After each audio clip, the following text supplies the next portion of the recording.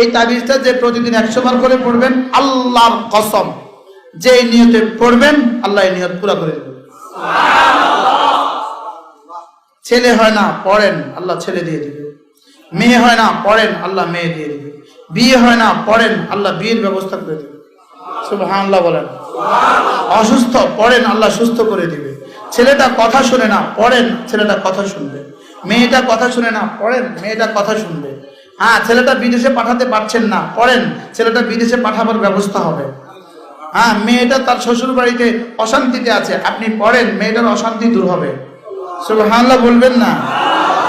আল্লাহর নবী বলেন, কোন মুসলমান যদি লা হাওলা ওয়ালা কুওয়াতা ইল্লা বিল্লাহ, আল্লাহর নবী বলেন কোন মুসলমান যদি প্রতিদিন 100 বার করে পড়ে, লা ইয়ামাসুল ফাকরু আবাদা, দারিদ্রতা তাকে কখনো স্পর্শ করবে না।